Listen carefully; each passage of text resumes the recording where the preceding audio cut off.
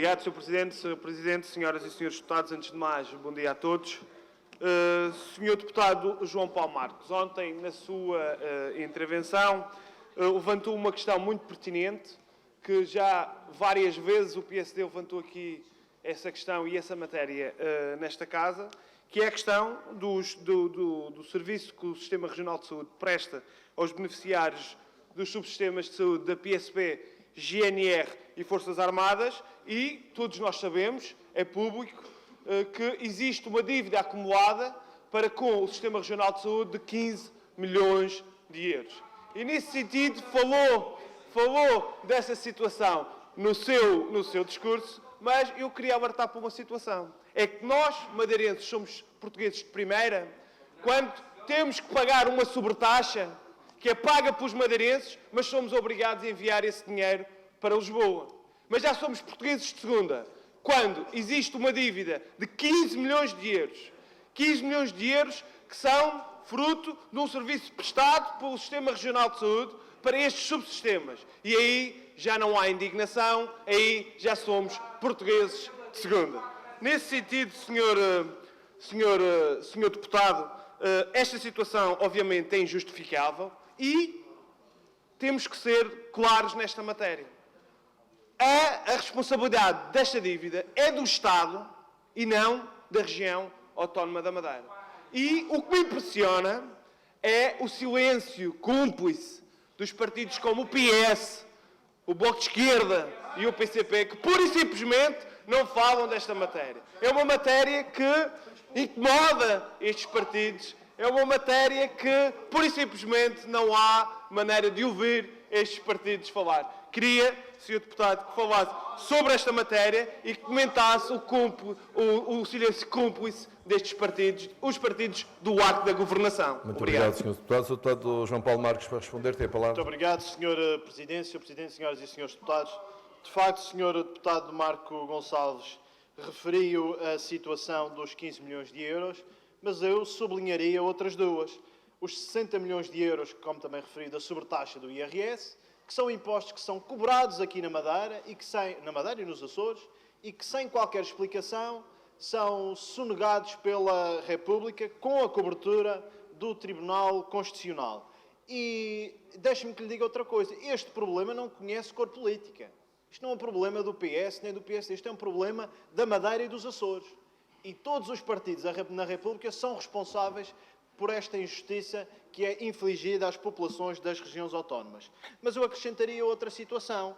A falta de verbas para o concurso da carga aérea. Ao contrário do que o Governo da República fez para os Açores e eventualmente ligada às eleições. Acrescentaria uma terceira situação, a principal que referi, os 15 milhões de euros que estão em dívida para com o Serviço Regional de Saúde. E eu aqui gostaria de fazer uma pequena nota que me parece de grande relevância. É que este dinheiro não foi entregue pelo Estado à Madeira, mas os funcionários entregaram o dinheiro ao Estado. Portanto, não é uma questão de vontade do Estado. O Estado recebeu o dinheiro e recusa a entregá-lo à Madeira. E alguém tem de explicar isto aos madeirenses e também aos açorianos, porque esta situação também acontece nos Açores. Muito obrigado. Senhoras e senhores deputados, eu de facto percebo o incómodo do líder parlamentar do Partido Socialista, porque de facto todos os dias tem que vir aqui defender um orçamento de Estado que é de uma tremenda injustiça para a região autónoma da Madeira. Portanto, não há nada como atirar as culpas para o Governo Regional. Mas já que fala de que não acredita nestas notícias e acha inacreditável esta posição do PSD, inacreditável, acho eu, as declarações do Ministro das Finanças, Mário Centeno, que atribui um alegado incumprimento da Lei das Finanças Regionais à Madeira.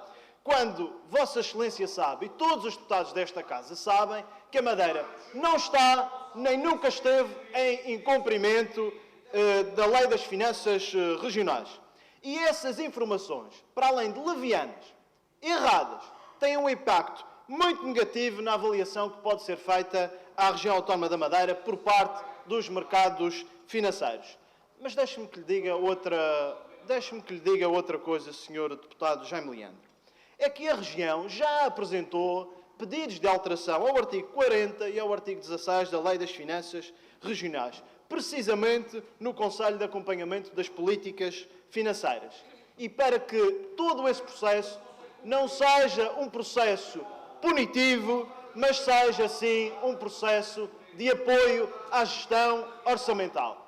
E este é um problema, eu volto a sublinhar, que não é só da Madeira. Este é um problema também dos Açores. Portanto, Sr. Deputado, eu não percebo porque é que está constantemente contra as regiões autónomas, porque a posição que assumi aqui hoje é contra as regiões autónomas. E não percebo também porque é que os partidos de esquerda, e muito bem, e com o nosso apoio, não aceitam que a União Europeia imponha sanções a Portugal, e nós estamos com eles, têm toda a razão, mas depois, quando é para impor sanções à Madeira, quando é para apontar incumprimentos à Madeira da Lei das Finanças Regionais, já não é nada com eles. Não pode ser, Sr. Deputado, não pode ser. Fica-lhe muito mal. Muito obrigado, Sr. Presidente. Sr. Presidente, senhoras e senhores deputados. Sr. Deputado Roberto Rodrigues, eu, apesar de agradecer a sua pergunta, não posso concordar com a conclusão a que chegou. É porque se alguém está à deriva no que diz respeito à estratégia do mar, não será certamente a Madeira nem os Açores. A mim parece-me que é a República que está manifestamente à deriva e têm sido as regiões autónomas a liderar a estratégia nacional para o mar. E permita-me, por razões que são óbvias, dar alguns exemplos relativamente ao que tem sido feito na Madeira. Refiro-me, por exemplo, ao caso de sucesso da aquicultura, com o crescimento das atuais 400 toneladas de dourada para o dobro. A captação do investimento nacional de 4 milhões de euros, para instalar uma nova exploração aqui na Madeira. É o caso do crescimento do Registro Internacional de Navios da Madeira. Hoje em dia conta com mais de 400 navios. E sabe, Sr. Deputado, esses 400 navios navegam com a bandeira portuguesa e navegam com a Madeira no seu casco, Sr. Deputado. E isso não deveria ser razão de discórdia, devia ser razão de orgulho, e o Sr. Deputado devia sublinhar isso, mas não sublinhou, mas eu faço-lhe esse favor.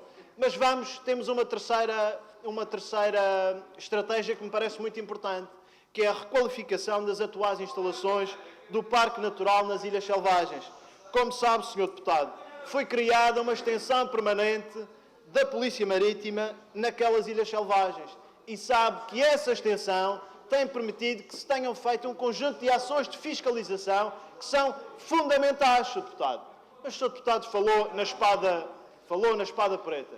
Olha, Sr. Deputado, eu vou-lhe dizer uma coisa. É que, de todos os partidos nesta Casa, eu só ouvi um partido a falar dessa situação. Foi o PSD, foi o Sr. Deputado Marco Gonçalves e foi em Câmara de Lobos, Sr. Deputado. Muito obrigado.